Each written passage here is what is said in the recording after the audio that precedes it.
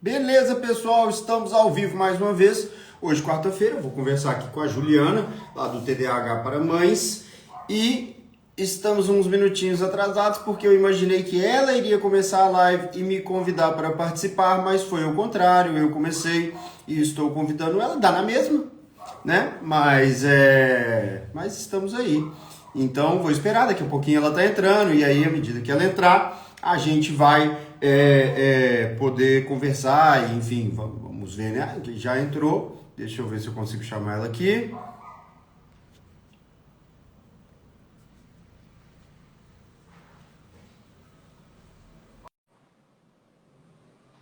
Foi? Acho que foi. Vamos ver. Aí, pronto. Deixa eu só ajeitar agora aqui minha câmera. Juliana, tudo bem? Boa noite, tudo bem e você? Tudo certo. E aí? Tudo ótimo, prazer conversar com você. Para mim também, sempre muito prazeroso para mim poder conversar sobre esse assunto que eu estou sempre falando, né? E com pessoas novas, com pessoas diferentes. Melhor ainda para a gente trocar umas ideias, né? Debater um pouquinho e aprender mais. Isso aí, isso aí. Tenho muitas dúvidas.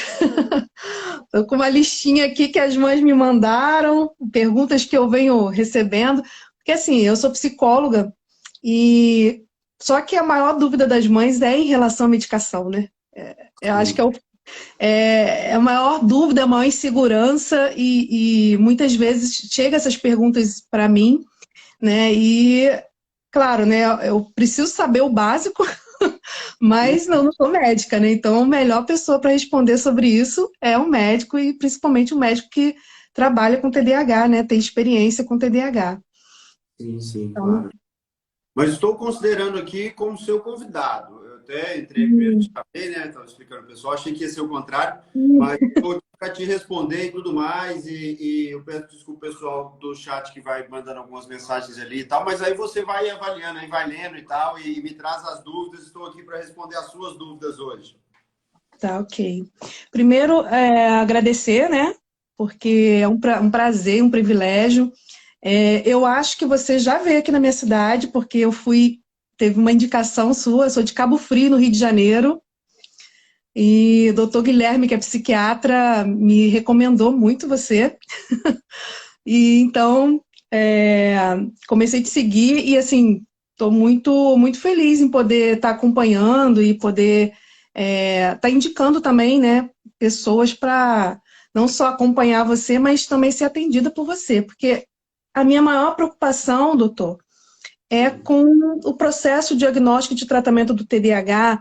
Eu acompanho várias famílias, né, e eu percebo que há uma dificuldade muito grande nesse processo, né? Apesar da gente ouvir falar muito de TDAH, ainda há muita confusão, né, no diagnóstico e principalmente no tratamento do TDAH. Ainda há muitos profissionais perdidos nesse sentido, né?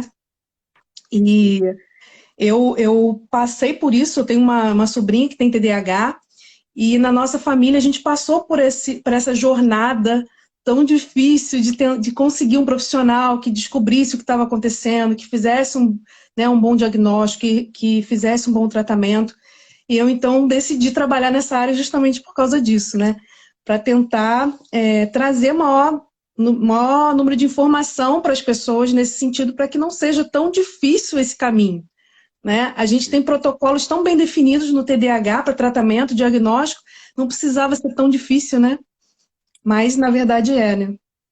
Exatamente, eu concordo, né? Realmente deveria ser um pouco mais simples. E assim, eu falo muito sobre isso, muitas vezes parece que a gente está criticando os colegas de uma forma até Uhum, ríspida, mas não é o caso.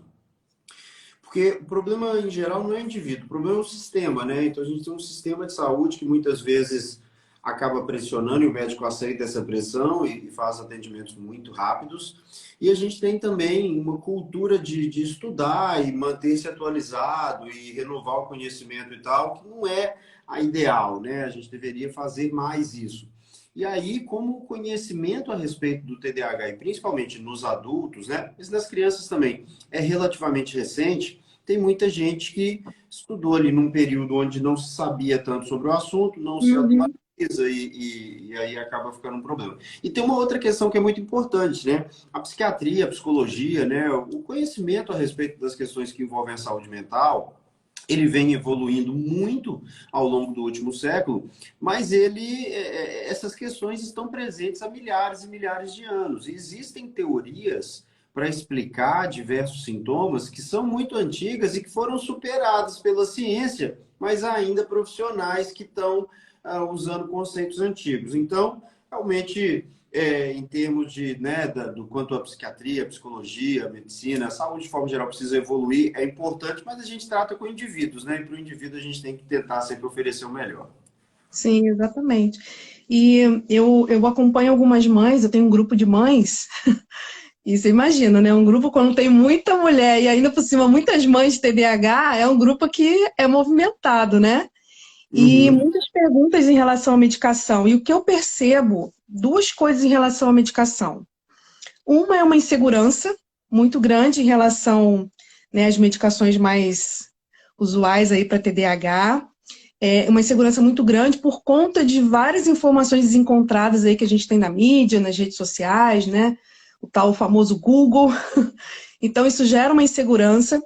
E, por outro lado, eu vejo também uma série de profissionais que não prescrevem a medicação de primeira escolha, né, ou de primeira linha, para o TDAH e começam a dar um monte de medicação variadas, como, por exemplo, risperidona e outras mais, né? E eu não entendo por que essas medicações acabam sendo dadas quando, na verdade, o tratamento do TDAH tem protocolos, né, que indicam qual seria a primeira escolha de medicação. Então, seria essa basicamente as duas principais situações que eu vejo da medicação. Eu queria que você pudesse dizer para a gente, assim, em relação à medicação de primeira escolha, né, Ritalina, Concerta, as medicações básicas de TDAH.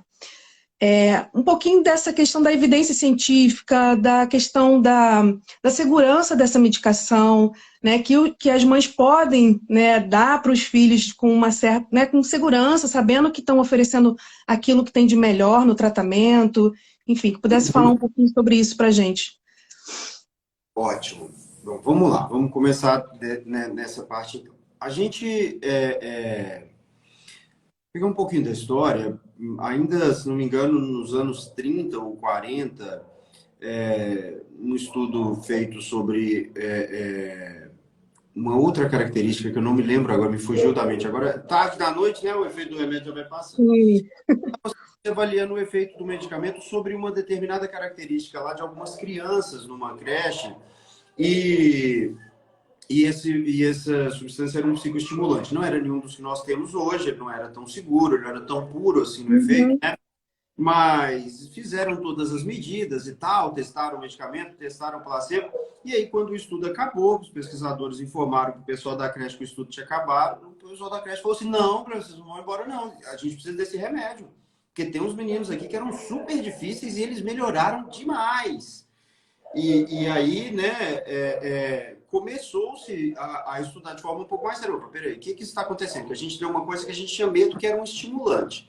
E as crianças que eram as agitadas ficaram mais calmas, o que é isso? E a partir daí a gente começou a estudar esse fenômeno que antigamente se diziam que era um efeito paradoxal dos estimulantes, né, que eram estimulantes uhum.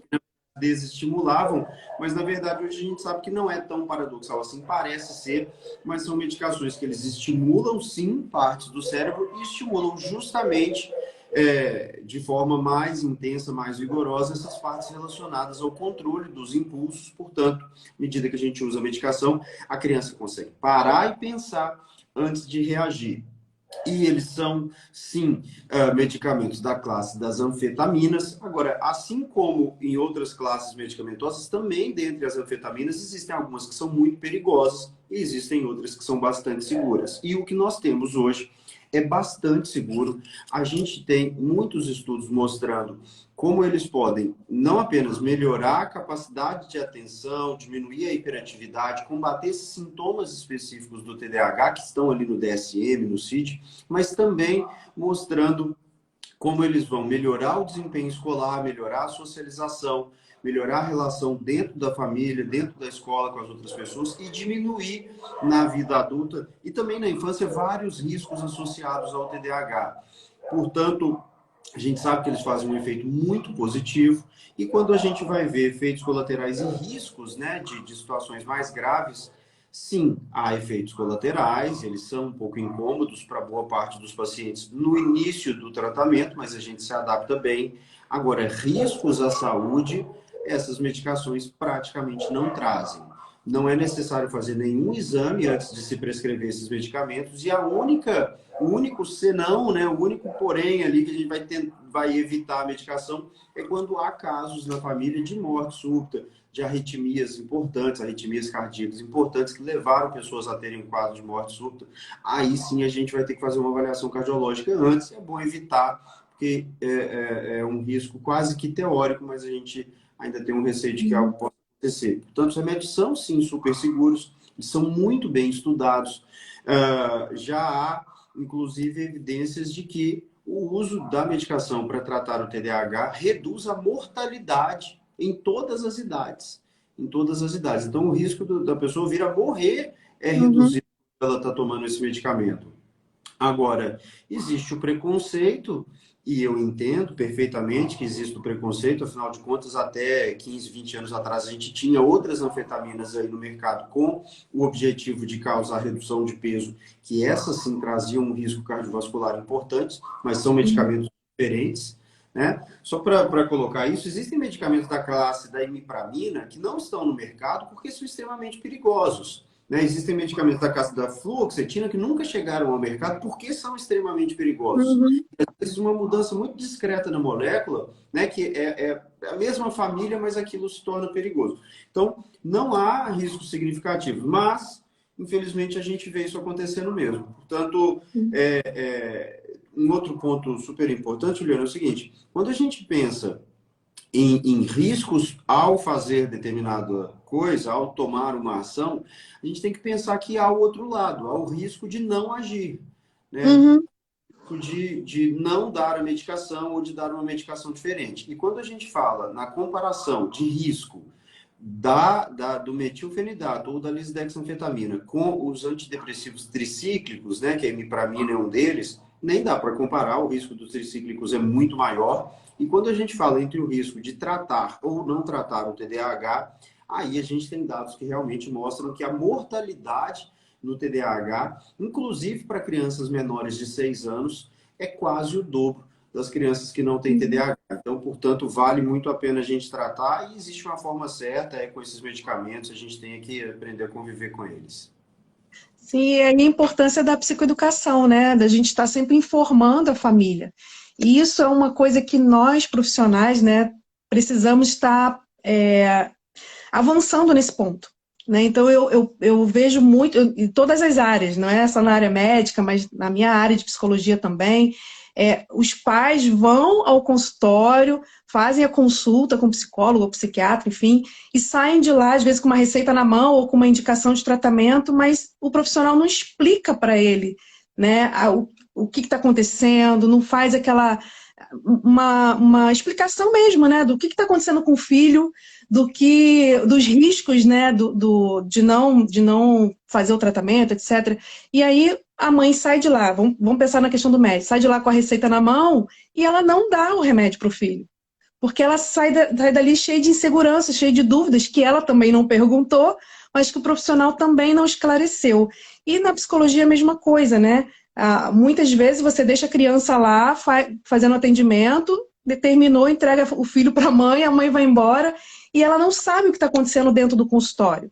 Não sabe que tipo de trabalho está sendo feito, enfim. E aí não percebe a evolução, óbvio. Se você não sabe qual é o objetivo do trabalho, você não vai perceber o que está sendo feito, nem o que está sendo evoluído ali. Né? Então, a psicoeducação, essa orientação, está sempre conversando com os pais, explicando, né, tirando dúvidas, isso é essencial para o nosso trabalho. Eu acho que isso é que vai fazer toda a diferença. Né? E é o que vem fazendo diferença para mim e eu acredito que no seu trabalho também.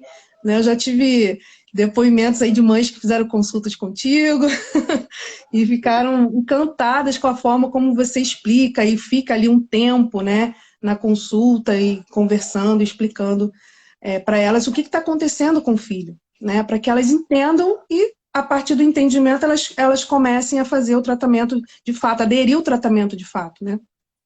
É verdade. Olha, eu falo assim, né, que o trabalho do professor, da professora, ele se encerra à medida que a criança aprende, né, que o aluno Uhum. aprende. Então, não é jogar a matéria e é responsabilidade do aluno e do médico também, né? O meu trabalho ele se encerra no momento que o paciente realmente se engaja no tratamento e tem o resultado do tratamento. E para que isso aconteça, eu preciso que o paciente confie no que eu estou dizendo, né? Retire todas as suas dúvidas e inicie esse tratamento seguro, confiante.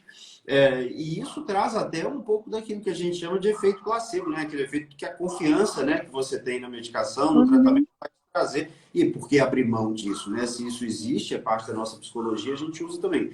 Então, eu acho que isso realmente é fundamental. Esclarecer o que está acontecendo, tirar as dúvidas. Olha um exemplo bem prático de hoje.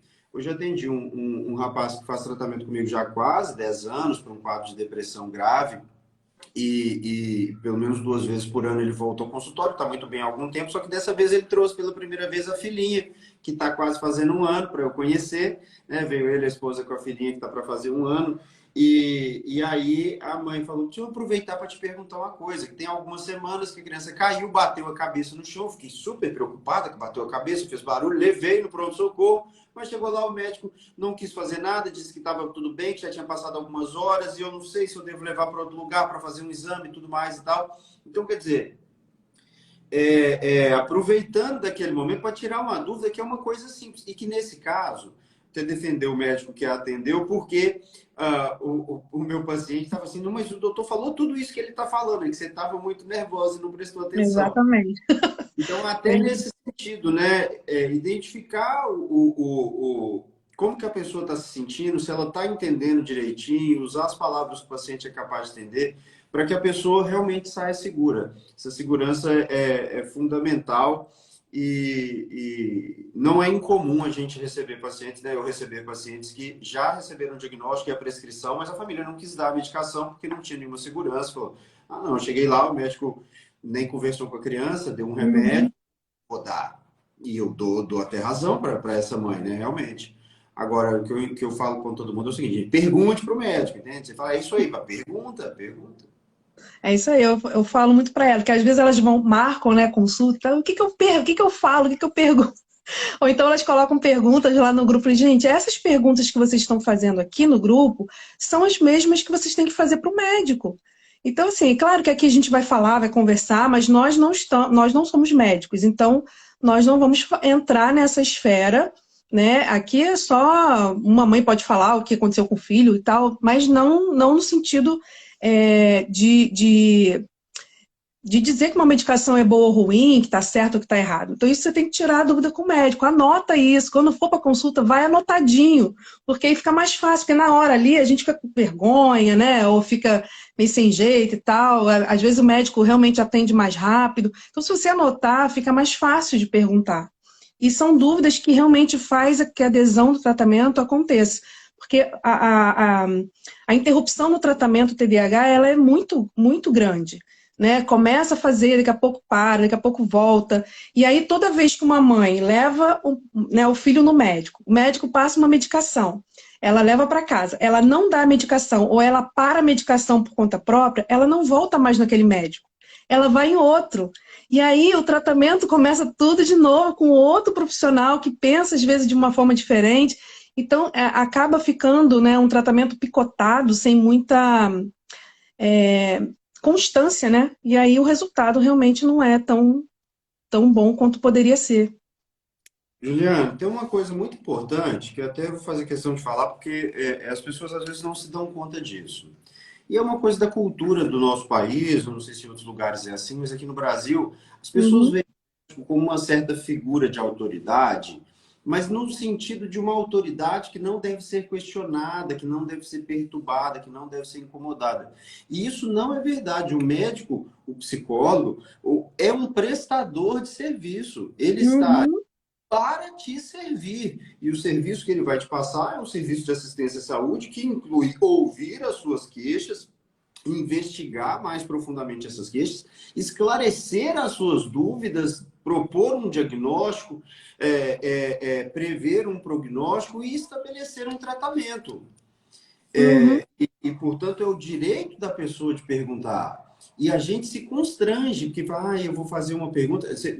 A única autoridade, entre aspas, que o médico tem, ou deveria ter, é em relação ao conhecimento. Ele realmente tem um conhecimento sobre um assunto que você não tem. Por isso, você vai se Uhum. consultar com ele, né? Ou seja, sabe, pegar dele informações que você não tem sobre aquilo para que você tenha uma melhora na sua vida, na qualidade de vida, no desempenho, no que quer que seja na sua saúde. Então,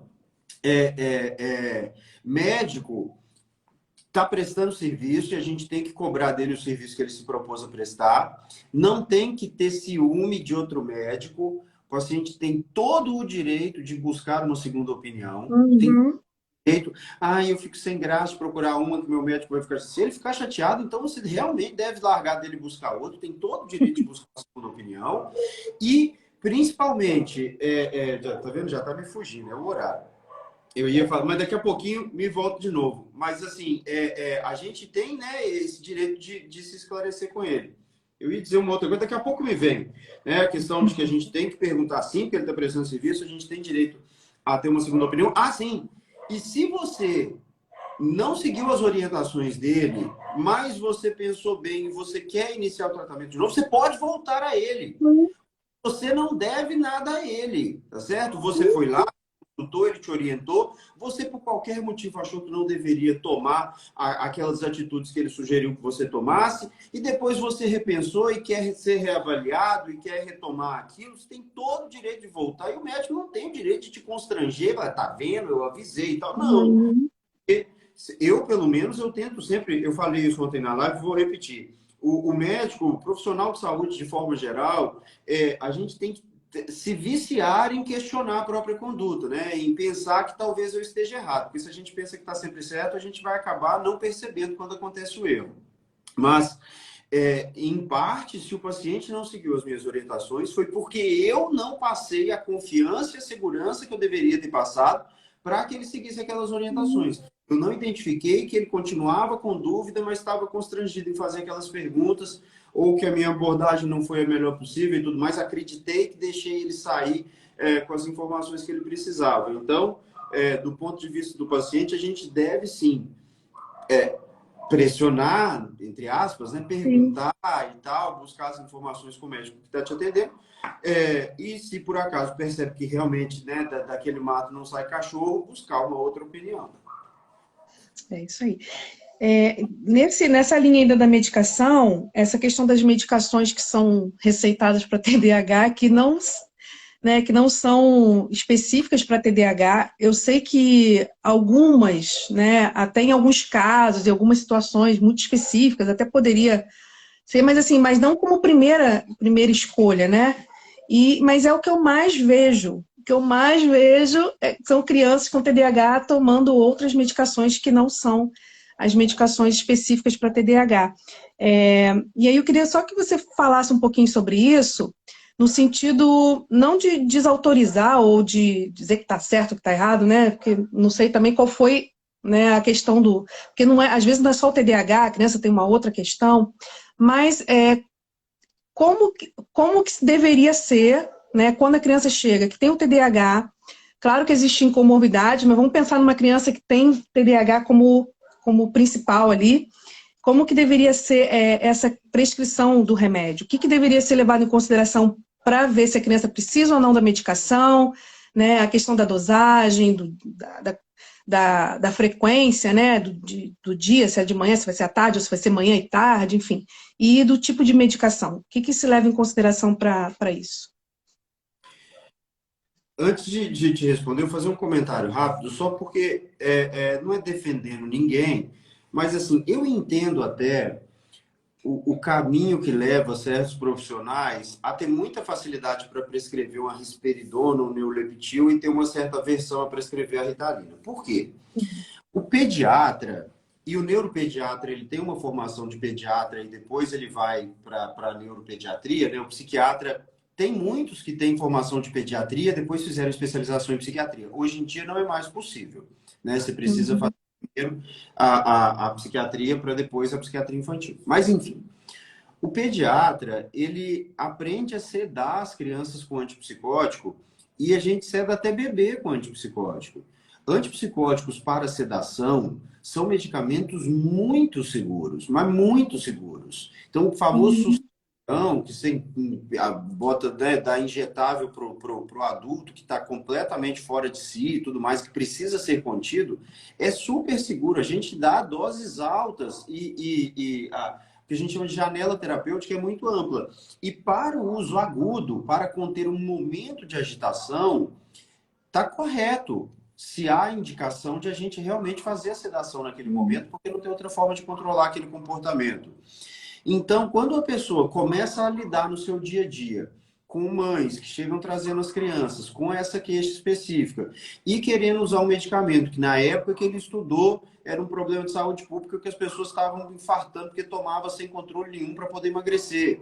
Aí ele fala, Uhum. não, vou dar, porque isso é um tipo de anfetamina e tal, e vamos usar esse que a gente tem segurança. Isso aqui a gente dá para beber e não tem problema nenhum. Então vamos dar esse. Agora, a questão é que no uso agudo é seguro, mas no crônico, por muito tempo, já não é. Já está trazendo muitos riscos, principalmente de ganho de peso, alteração de glicose, de colesterol Uhum. e de alguns hormônios, especialmente a prolactina. Então, não dá para a gente tolerar, mas eu entendo que, né, o processo de formação, a experiência de cada um levou para isso.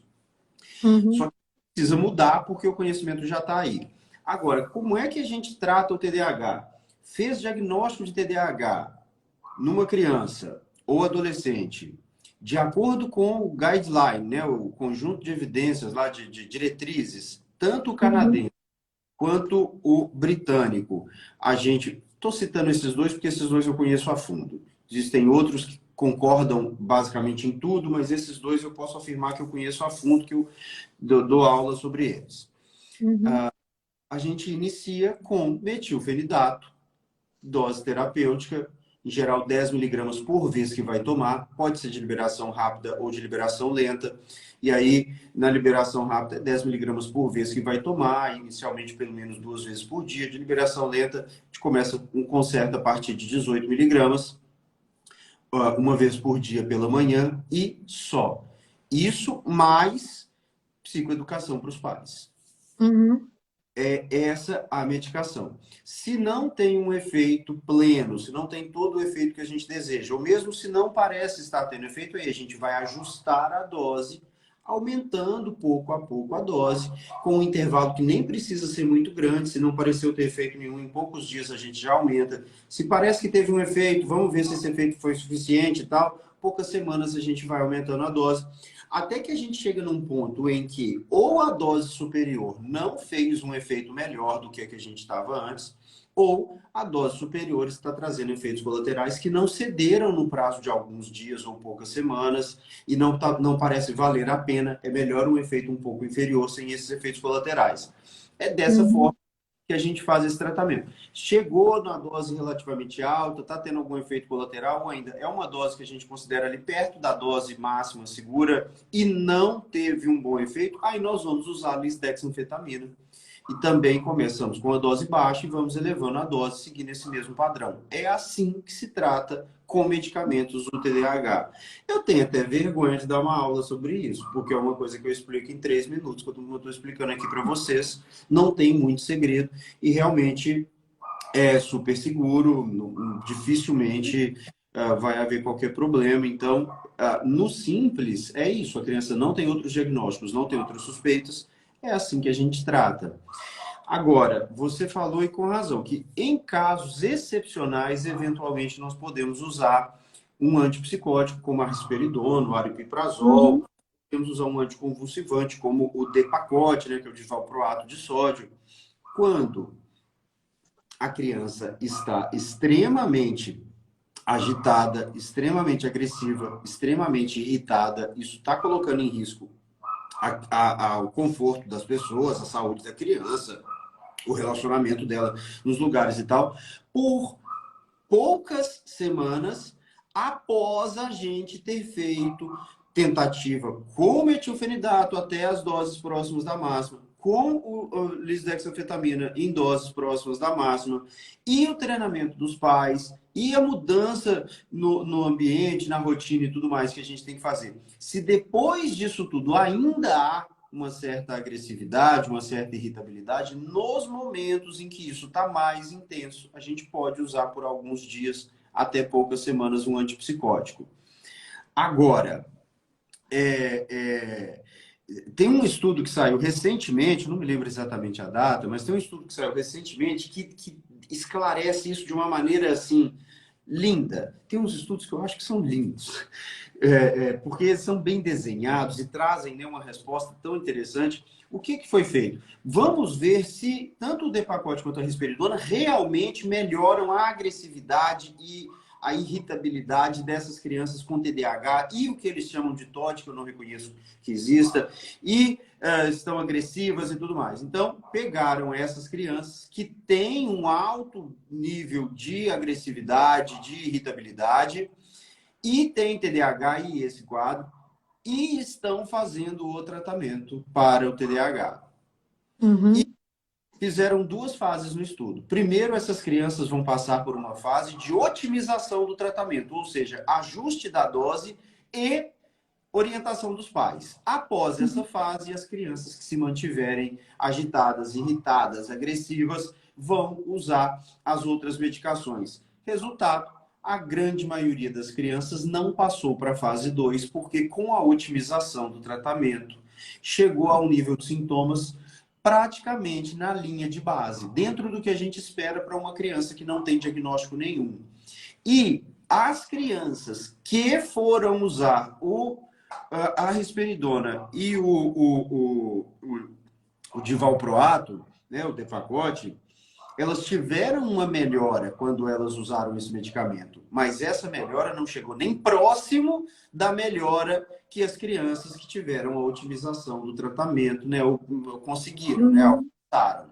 Então, não apenas não é necessário, como é inferior ao tratamento feito da maneira correta. Portanto, eu realmente não tenho outra opção que senão criticar. E quando me perguntam, o pessoal vem na live e fala: meu filho tem 10 anos, tem TDAH, tá tomando risperidona e Ritalina. Tá certo? Eu não conheço o seu filho. Não estou dizendo que o caso do seu filho está errado. Agora, ou o médico errou em não te esclarecer de fato qual o diagnóstico que ele encontrou, ou ele errou na prescrição. Porque para TDAH a gente não usa esses medicamentos. E mais uma vez, eu só me permito fazer essa ressalva que eventualmente, alguns casos especiais, após isso tudo, a gente vai usar, porque eu estou explicando tintim por tintim.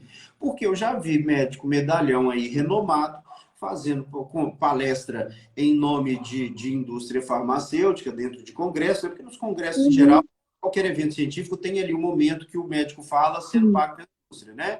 Para relatar casos em que ele usou a risperidona e teve uma melhora no quadro. Então, o cara ele não cita que aquilo é exceção. Isso é exceção. É a exceção. E a gente lida todo dia com a regra. A exceção, o nome já diz, já vem de vez em quando, né? O que eu percebo, até pela sua fala também, é que muitas vezes está se medicando um sintoma que o que acontece é que a mãe reclama da desregulação emocional, do ataque de raiva, né, que bate. Até teve uma mãe que colocou aqui, o filho joga a cadeira, faz isso, faz aquilo, machuca as crianças na escola. E ela realmente quer conter aquele comportamento. E aí, muitas vezes, a medicação vem para o sintoma e não para o transtorno. Não trata o TDAH que está tendo esses sintomas, mas trata um sintoma isolado, né? E realmente, o resultado não é tão bom quanto se você tratar o transtorno, né? Como um todo. E uma outra coisa também, que tem a ver com diagnóstico, é que existem alguns outros diagnósticos que têm muito mais essa questão da desregulação emocional, e que às vezes são diagnosticados com TDAH, né? Então, por exemplo, eu tenho uma paciente que tem transtorno disruptivo da desregulação de humor, e ela tem muita desregulação emocional, muita ataque de raiva, aquelas, né, explosões e tudo mais, e no início foi levantada a dúvida, é TDAH? É transtorno disruptivo? Né? Então, assim, ficou uma dúvida em relação ao diagnóstico, e para fazer esse diagnóstico diferencial, às vezes é difícil, né? Você conseguir perceber. Então, essa questão do comportamento agressivo, né, da desregulação emocional, que está presente no TDAH também, pode gerar uma dúvida no diagnóstico, e eu acho que é o que gera maior problema na hora da medicação, porque a medicação acaba sendo do sintoma, né, específico, e não do transtorno em si. Não sei se Também eu estou errada, mas é uma já percepção estou que... para pegar meus livros, Hum, ó, meu DSM-5 aqui, porque o que sim. que acontece? É, vou acabar fazendo uma propaganda que eu não queria aqui, mas quando eu dou curso sobre TDAH em crianças ou em adultos, mas principalmente os de criança, eu pego no DSM e eu vou tintim por tintim, dando curso para os pais, né? Para os pais, Uhum, para mostrar o que está escrito aqui, o que, que a gente pode tirar disso ou não. E esse transtorno disruptivo da desregulação do humor é um exemplo de transtorno que eu simplesmente não reconheço. Não reconheço. Eu não considero. uhum. Por quê? Porque o próprio DSM explica o erro que ele cometeu e como ele está tentando remendar. Eu vou mostrar para você só Uhum. um exemplo, né, dessas questões. Ah,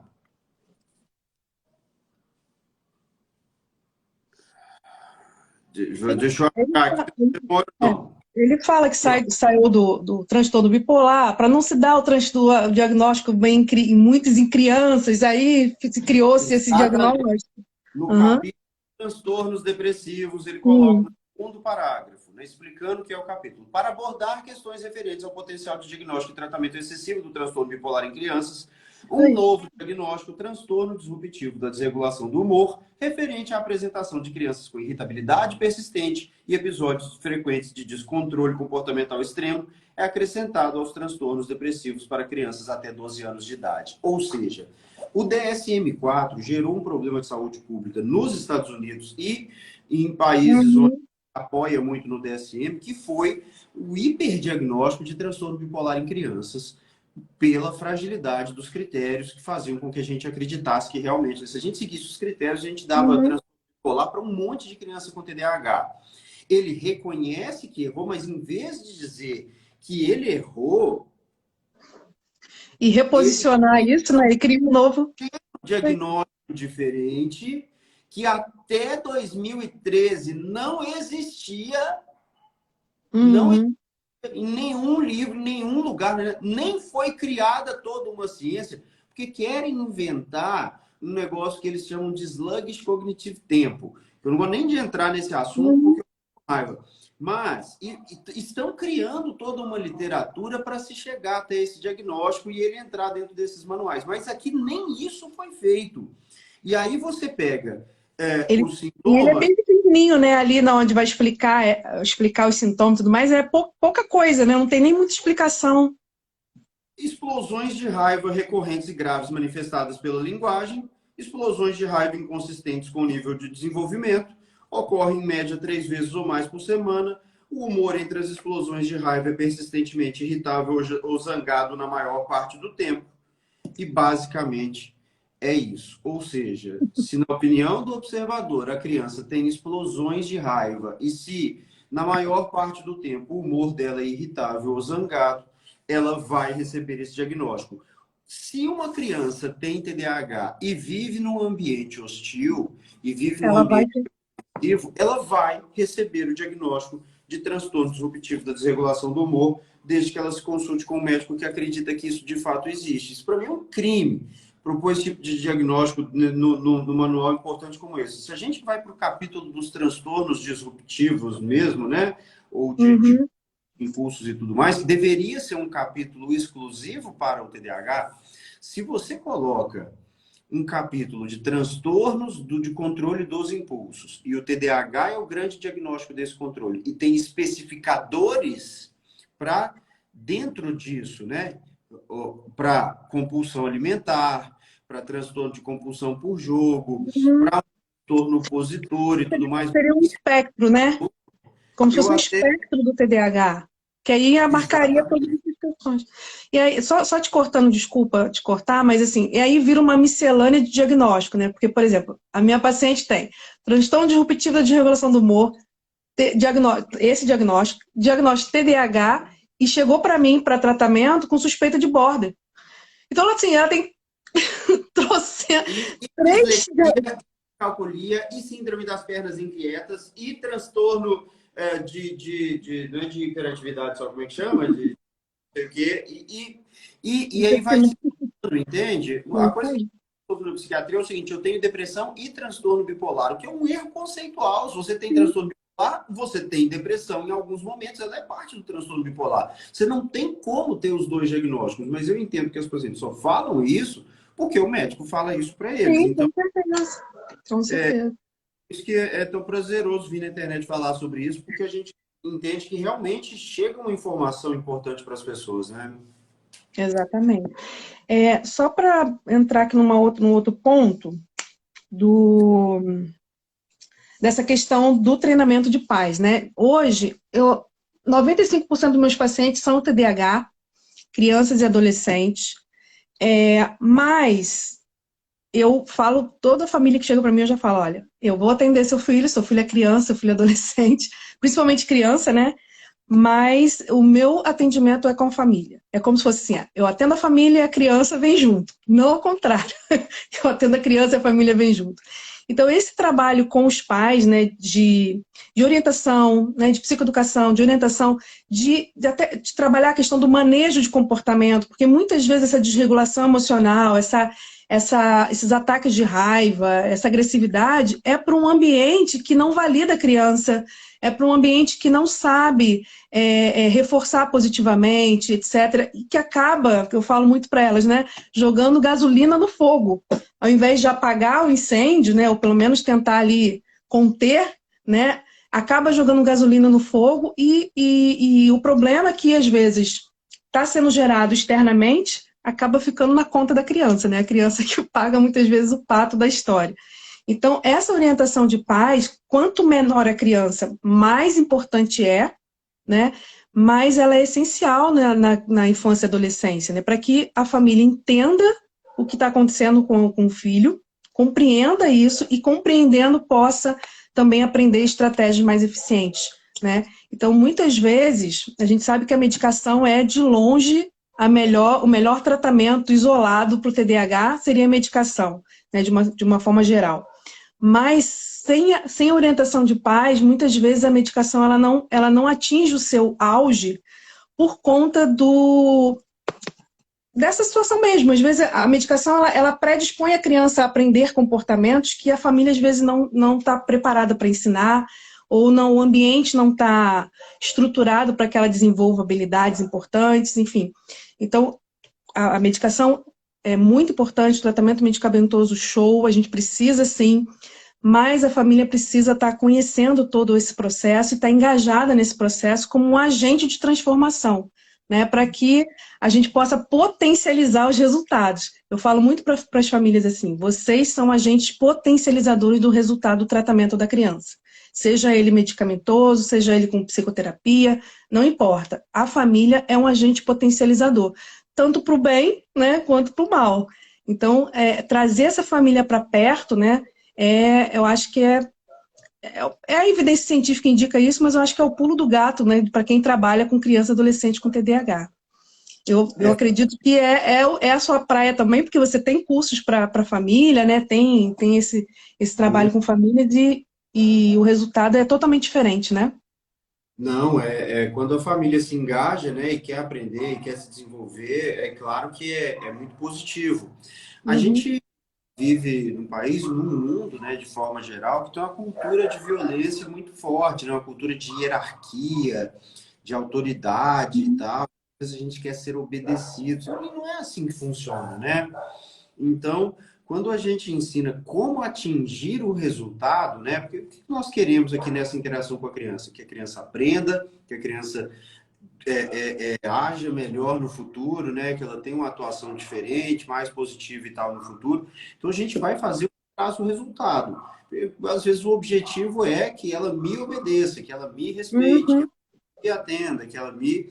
Então, quando a gente começa a mudar isso e a gente vai em busca do resultado, realmente a gente começa a ver esse resultado. E eu falo que, assim, às vezes os pais, os professores, mesmo o médico e tal, a gente tem que ter humildade, assim, de saber, às vezes, deixar a criança parecer que ganhou, né? De deixar, Uhum. então vamos fazer do seu jeito e tal, para amenizar a situação. E tem uma coisa que é super importante que eu não posso deixar de dizer, que é o seguinte: toda criança precisa conviver com mais feedback positivo do que negativo. Pelo menos o dobro de feedback positivo do que. Uhum. Então, quando a gente apoia, estimula, incentiva, parabeniza, né? E trata as coisas de forma positiva, a criança tende a querer repetir aquele tipo de comportamento. E muitas vezes, nesse mundo moderno, corrido e tudo mais, as pessoas não têm tempo para nada, o que se faz é, não, tá quieto, deixa quieto, porque daqui a pouco vai vir a confusão e eu vou ter que fazer alguma coisa. Então, É a gente verdade. um momento negativo, mas não aparece no momento positivo. Então a criança ela fica ali muito carente de atenção e ela sabe como conseguir a atenção. É só fazer coisa errada que ela tem a sua atenção. E aí começa um ciclo vicioso muito negativo e que vai trazer prejuízos muito significativos para a criança. Então, dar atenção no momento que está tudo bem, dar desafios que sejam simples, que sejam fáceis, se for necessário, para poder a criança conseguir vencer e receber o elogio, receber o parabéns Uhum. e tudo mais, é fundamental. E a partir do momento que a criança está habituada com o feedback positivo, a simples ausência do feedback positivo é um incômodo para a criança e vai levá-la a agir de forma a receber o feedback positivo. Enquanto quando não há o feedback positivo, ela busca nem que seja o negativo. É aquela coisa, falem bem ou falem mal, mas falem de mim, né? Me Exatamente. encostem, nem que seja para me bater, mas alguém tem que me olhar, alguém tem que me encostar, alguém tem que vir me dar atenção. É isso aí. Exatamente. As minhas perguntas já basicamente já terminaram, mas eu queria fazer uma, que eu sei que você já falou isso várias vezes no seu, no seu Instagram, mas eu queria deixar registrado aqui nessa live, porque várias mães me perguntaram, né?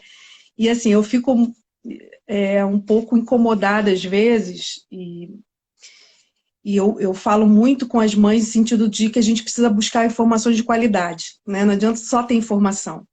E que às vezes a gente está ali, né, dizendo, olha, né, mais uma vez a gente está aqui falando qual é o tratamento mais adequado, que tem maior evidência científica, etc, etc. Mas acho que a angústia das famílias de querer resolver o problema, de querer encontrar uma solução, às vezes mágica, milagrosa, não sei, buscando essas alternativas, né, para lá e para cá, e às vezes uma alternativa que, para mim, me desse, poxa, essa alternativa para mim me parece tão mais perigosa do que a medicação, né, a Ritalina, etc. Eu queria só perguntar sobre o canabidiol, que é uma coisa que perguntam muito sobre isso, né? Se tem alguma evidência, se tem algum efeito, se isso ajuda, se não ajuda, se prejudica, porque às vezes também, às vezes não ajuda, mas prejudica, para a gente Sim. poder fechar essa questão da medicação. Vamos lá. O canabidiol já foi muito estudado com relação ao TDAH e as evidências mostram que não há efeito com relação aos sintomas do TDAH. Então, eu não acredito que há espaço para que novas pesquisas venham a demonstrar algo diferente, porque muitas pesquisas já foram feitas, Uhum. não para resultado. A indústria dos subprodutos da cannabis, né, ela é uma indústria bilionária que cresce em ritmo vertiginoso e o que não falta para essa indústria é dinheiro para fazer estudos e comprovar ou não a eficácia desses subprodutos para os diversos transtornos. Então, para alguns tipos de epilepsia, sim, ajuda demais. Para um ou outro transtorno e tal, casos extremos de autismo, eu acho que vale a pena tentar. Não que haja muitas evidências, mas há evidências de alguns casos de melhora. Então, nos casos extremos, em que a gente não tem muita alternativa, vamos experimentar. Né? Tá diante de uma situação limite, vamos sentar, vamos Uhum. experimentar. Não parece fazer muito mal para ninguém, né? Pelo menos até agora, a gente não tem evidência de que vai fazer muito mal para ninguém. Então, vamos. Não é questão de preconceito, nem com a cannabis, com a maconha, como a gente Uhum. nem com fitoterápicos ou coisa assim. Minha mãe é dona de farmácia de manipulação de produtos naturais, meu pai é homeopata, meu pai faz acupuntura, meu pai, eu fui tratado Uhum. com essas coisas, não é nada de preconceito com relação a isso. Mas é que é, tem uma questão que é muito importante, e eu gosto de fazer alguns paralelos só para a gente entender. A vida inteira, pelo menos quem tem idade mais ou menos, né, perto da minha, que já passei um pouquinho dos 40, a gente viu que existia garrafadas de todos os tipos para tratar impotência sexual, né? Xarope de guaraná, com marapuama, com casca de não sei o quê, e ovo de codorna, amendoim, tudo que do osso para tratar. Aí chegou o Viagra. Depois que chegou o Viagra, acabou. Você não vai ver mais a propaganda do tônico para melhorar o desempenho sexual do homem. Por quê? Porque o cara sabe que ele vai lá na farmácia, ele compra o remédio funciona. Foi uma revolução no mundo. Uhum. Revolução sexual, a mais recente revolução sexual que a gente passou foi essa. Porque o sujeito simplesmente agora ele consegue voltar a ter a vida sexual que ele não tinha antes, porque existe um medicamento que foi estudado, foi desenvolvido, foi comprovado para isso, ele traz um baixo risco. Então, é assim que funciona. Agora, no TDAH também já existem esses medicamentos e tudo, só que existe um preconceito muito grande, porque tudo que é da psiquiatria tem um preconceito.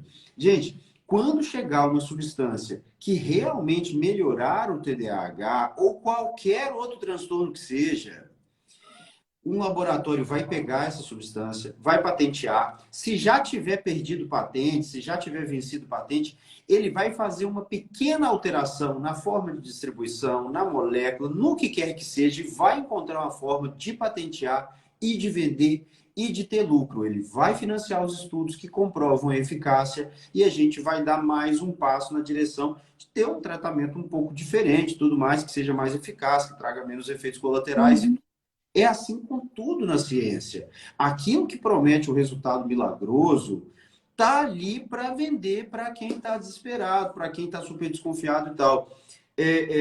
Se existe uma coisa que foi desenvolvida na humanidade com muito rigor e a base de muito trabalho, foi o método científico, foi a forma de se pesquisar, se divulgar e de se trabalhar com as informações científicas. E se a gente abre mão disso, realmente a gente está completamente à deriva. Então, se a bebida energética de tudo mais lá tratar o TDAH e não trouxer efeito colateral e não trouxer risco, pode ter certeza, eles vão estudar, vão patentear, vão vender caro e vão ganhar muito dinheiro. E eu vou tomar. E eu vou vir aqui e dizer, eu estou tomando um remédio Vai melhor, respeitar. gostosinho, é doce, eu tomo com gelo e não me traz nenhum efeito colateral. Eu passei para ele, é claro. É claro. Entende? Então, assim, o que é real, que foi estudado e tudo mais que existe, vai ser sempre divulgado. Só um outro exemplo para ficar bem claro.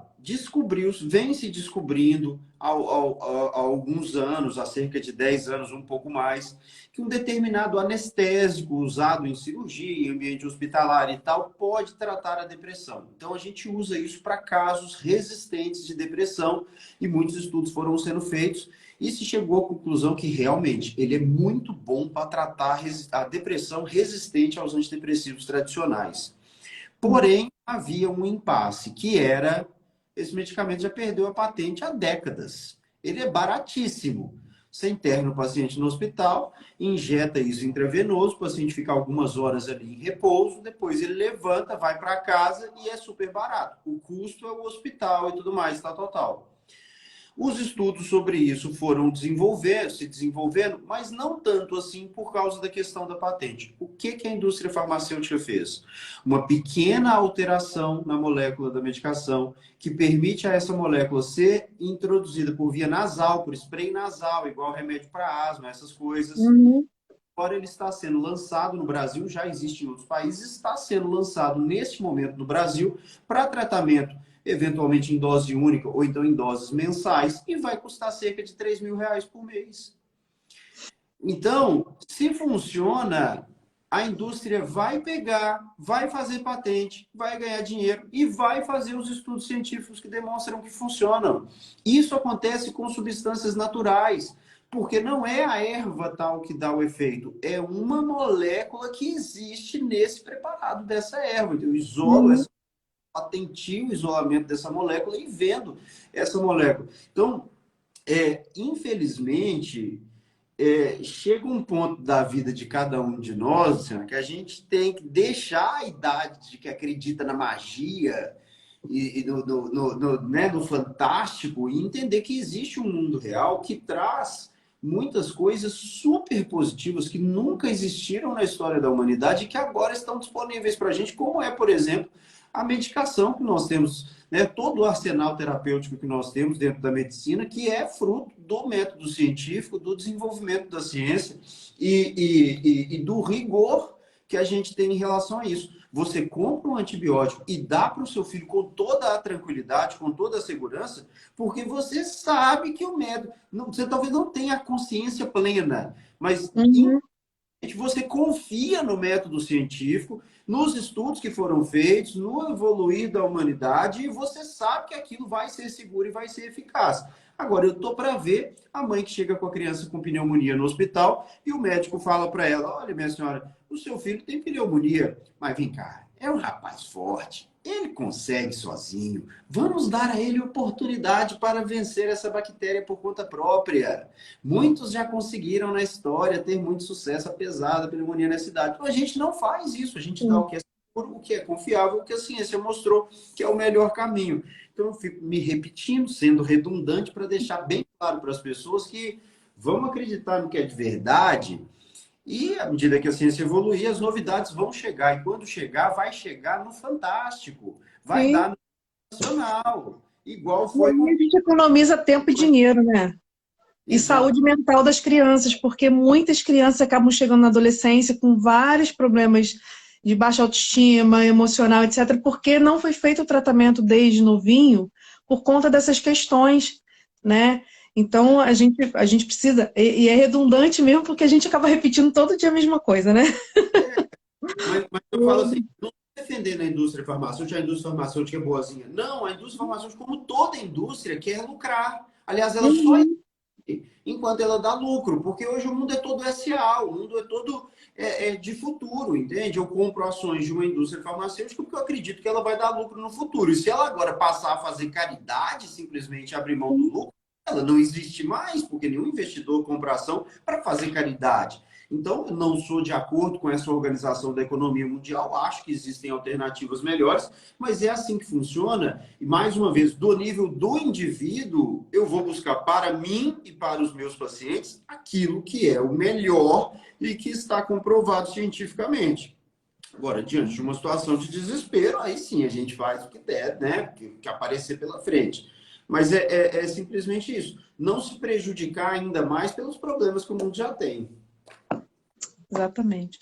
Doutor, maravilhosa live. Acho que foi bem esclarecedora, né? A gente já está aqui 1 hora. Vai A hora passar. voa, né? Mas quarta-feira à noite a gente já está no nível já de cansaço, né? Mas foi muito, muito boa. Tiveram algumas perguntas aqui. Eu não falei exatamente a pergunta, porque algumas a gente já respondeu, né, de uma forma geral. A única que eu acho que vale a pena a gente falar de uma forma mais rápida, uma mãe que perguntou, né? Se meu filho tá tomando a Ritalina e se o diagnóstico tivesse sido errado, isso pode fazer mal para ele no futuro? Pode prejudicar, enfim. Não, no futuro não. O problema que o remédio vai trazer são os efeitos que ele traz imediato. A Ritalina, eu vou falar, a gente, assim, só para ser claro, né, para ser preciso. Ela traz um mínimo risco de algumas coisas, mas é um risco muito pequeno. Então, eu sou favorável a, diante de um diagnóstico provável, diante de um quadro que, olha, parece muito que mas eu tenho alguma dúvida, ela vai funcionar quase como um teste terapêutico. Só que não adianta testar só a dose mínima. A gente tem que Sim. avançar a dose. Então, se parece que não está tendo muito efeito, a gente vai avançar a dose, vai subir um pouquinho e vamos ver se vai ter esse efeito. E principalmente, se você dá o remédio para o seu filho, manda ele para a escola, e quando recebe ele de volta, não dá o remédio de novo, não dá o remédio no final de semana, você não está observando o efeito do remédio no seu filho. Você quer ver o efeito, você pergunta para a professora, você olha no caderno dele. vai estar lá o efeito. Se ele tem TDAH, vai Uhum. ter o efeito. Agora, você não está observando. O tratamento ideal é que ele seja ao longo do dia inteiro e que ele inclua também os finais de semana, as férias, feriados, todos os dias. Alguns desses efeitos colaterais, eles podem estar associados com a dose baixa da medicação. Por exemplo, eu precisaria maior e eu estou dando menos, por isso que ele está tendo esse efeito? Sim, sim. Alguns efeitos colaterais são mais intensos com doses baixas. E tem um estudo que eu acho super interessante, um dos primeiros estudos sobre efeitos colaterais de Ritalina, que é do Barclay, né, que Uhum. escreveu os livros sobre TDAH, que é um cara que a gente tem que agradecer demais, né, por toda a vida dele, todo o trabalho dele de uma vida inteira, que mostra o seguinte: as crianças do grupo placebo, você divide as crianças em dois grupos, metade toma um remédio de verdade, metade toma um comprimido igualzinho, só que não tem remédio ali, é uma pílula de farinha. As crianças do grupo placebo tiveram mais efeitos adversos do que a criança do grupo controle. E aí, quando ele foi investigar melhor, as mães, ao darem o medicamento, prestaram mais atenção na criança e tudo aquilo que era sintoma que a criança já tinha, de irritabilidade, de agressividade, de impulsividade, a mãe relatou como sendo efeito do remédio. E aí, quando você foi ver, Uhum. você tem um resultado que é absolutamente inesperado numa pesquisa científica, que é o grupo que está tomando placebo tem mais efeito colateral do que o grupo que está tomando um remédio de verdade. Então, Uhum. é importante, e isso principalmente para o profissional, né, tentar traduzir aquilo que o paciente ou que a família está trazendo para a realidade. Eu sempre me falo, meu menino, ele está ficando mais irritado do que antes do remédio. Que horas? Na hora que ele chega da escola, 6 horas da tarde. Mas na hora que ele chega da escola, 6 horas da tarde, nas primeiras semanas, eu espero que ele fique mais irritado. Porque Uhum. passou o efeito, ele está mais cansado do que antes, porque antes ele não tinha um remédio, com o remédio ele vai se cansar mais mentalmente. Então, isso no começo vai acontecer. Então, traduzir essas informações é importante e realmente, doses baixas demais podem trazer efeitos colaterais sem trazer efeitos positivos. Uhum. Esse efeito que costuma dar no final da medicação, principalmente na Ritalina comum, né? Ritalina de curta duração. Uma ansiedade, uma irritabilidade. Quando a medicação está terminando o efeito, que eles chamam de efeito rebote, eu acho. É comum acontecer isso no início e passar depois? Tem alguma forma de trabalhar isso melhor? Passa depois. A irritabilidade melhora muito depois. O cansaço melhora um pouco também, mas a verdade é que a gente vai estar cansado ao final do dia. Sim. O que acontece?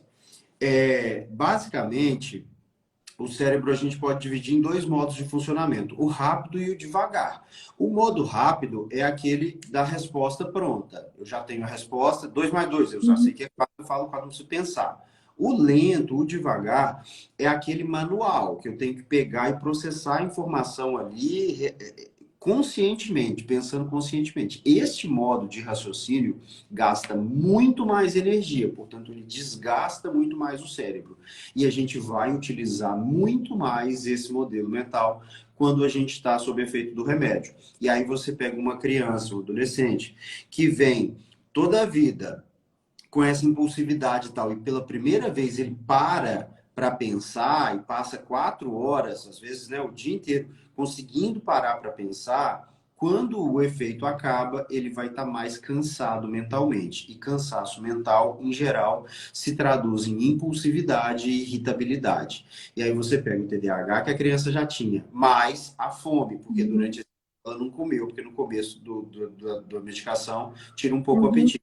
Mais esse cansaço extra, tudo acumulado no final do dia, você vai ter uma piora desses sintomas. E aí é igual à academia. No começo, corpo Dói todo dói. tudo. Depois de algumas semanas, não dói mais, né? Você vai fazer uma viagem, vai para Ouro Preto, né? Que em Minas, bater perna, subir morro de Pedra Sabão, descer morro de Pedra Sabão, o dia inteiro, visitando igreja, mina de ouro, museu, não sei o que lá. Aí você reserva o jantar naquele restaurante que você gostaria de ir de noite, chega no final da tarde do hotel, bate na cama e não consegue se levantar, porque você não está acostumado a fazer isso, né? O sujeito que é pedreiro, ele bate uma laje ao longo do dia, chega em casa, toma uma duchinha e vai jogar bola, porque ele faz isso todos os dias. É Então, verdade. deixa a criança acostumar, porque esse efeito vai diminuir muito. Isso aí. Doutor, obrigada mais uma vez. Foi muito, muito bom. Acho que as mães amaram. Estou colocando aqui, dupla top. Muito Legal. bom, tia. A gente não leu todas as mensagens e tal, que é o dia da conversa entre É, nós, mas a Luciana faz as lives dela, né? Que você faz toda semana? faço toda quarta-feira. Toda quarta-feira. Tá aí Faço toda. isso. E eu toda terça, 7h30 da noite. Só isso.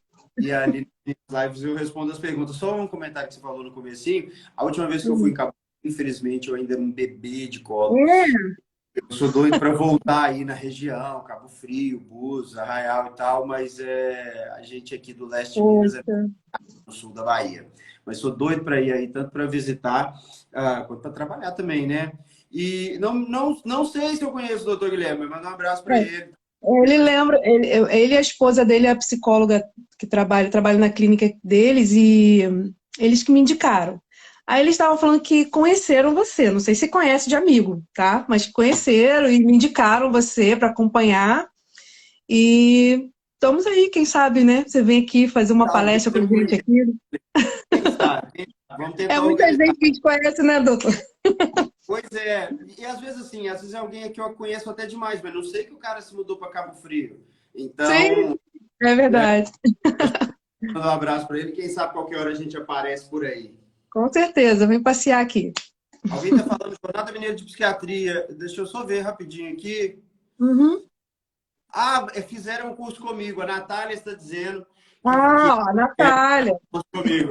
Legal, muito legal. Ah, isso E aí, ela é em a breve esposa do teremos doutor que mais eu falei. cursos. Até semana que vem eu estou anunciando. Então, tá bom. Então, um abraço, obrigada. E quem sabe Nada. até uma próxima. Qualquer dia a gente volta. Até Tchau, mais. tchau. Boa noite, pessoal. Valeu. Tchau, tchau.